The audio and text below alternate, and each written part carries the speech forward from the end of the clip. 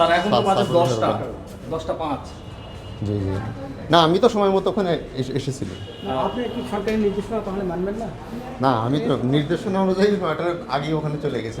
ঠিক এই মুহূর্তে রয়েছি নওগাঁ জেলা প্রাণী সম্পদ অধিদপ্তরে।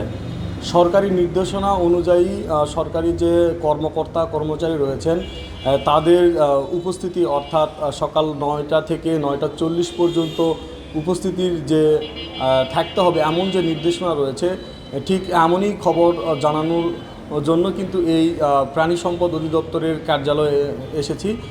আপনাদেরকে যদি একটু দেখানোর চেষ্টা করি যে নওগাঁ জেলা প্রাণী সম্পদ অধিদপ্তরের যে অফিস রয়েছে তার বর্তমান চিত্রটি কী অবস্থায় রয়েছে সেটি যদি এখন আপনাদেরকে একটু দেখানোর চেষ্টা করি।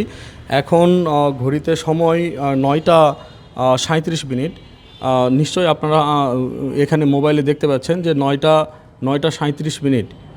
9টা 37 মিনিট হলেও কিন্তু এখন পর্যন্ত যে নওগাঁর জেলা প্রাণী সম্পদ কর্মকর্তা ডাক্তার মোহাম্মদ মাহফুজার রহমান তিনি কিন্তু এখন পর্যন্ত তার যে নির্দিষ্ট যে চেম্বার রয়েছে সেই চেম্বারে কিন্তু এখনও উপস্থিত হন নাই।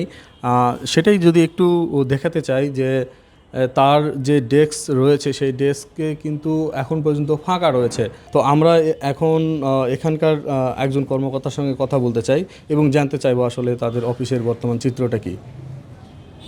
একটু কথা বলতে চাই যে আজকে আপনাদের এখানে কয়জন কর্মরত অবস্থায় আছেন বা উপস্থিত আছেন? কর্মচারী সবাই আছেন। স্যার সদর অফিসে গেছেন। ডাক্তার মাহফুজুর রহমান উনি কোথায় আছেন? সদর অফিসে গেছেন।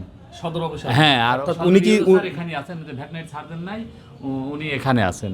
হ্যাঁ, স্যার কি ছুটিতে আছেন না কর্মরত আছেন আজকে? কর্মরত আছেন, স্যার কর্মরত আছেন এবং সদর অফিসে ভিজিটে গেছেন। ভেটেরিনারি হাসপাতালে গেছিলাম। আমার ওখানে গেছিল, আমাদের বিদ্যুতের লাইনের একটা সেটা ঠিক আছে, কিন্তু আপনি এখানে আগে পৌঁছবেন না? না, আমি সরাসরি ওখানে গেছি তো, যে ওখানে যেহেতু বিদ্যুৎ সংযোগের একটা সমস্যা হচ্ছিল, আমাদের বাজেটটা আবার আমার ইয়েতে ছিল, ওটা একটু ঠিক করার জন্য সরাসরি। স্যার এখন তো বাজে 10টা 5। জি জি। না, আমি তো সময় মতো ওখানে এসেছিলাম। আপনি কি সরকারি নির্দেশনা তাহলে মানবেন না? না, আমি তো নির্দেশনা অনুযায়ী 9টার আগে ওখানে চলে গেছি। না, নির্দেশনা হচ্ছে না, এখানে 9টা 40-এ থাকার কথা তো, যেহেতু ওখানে 3 পেজ লাইনের একটা ইয়ে ছিল।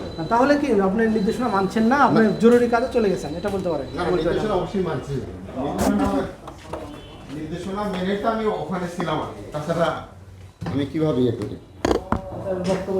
চাগুল হয়ে বসেন।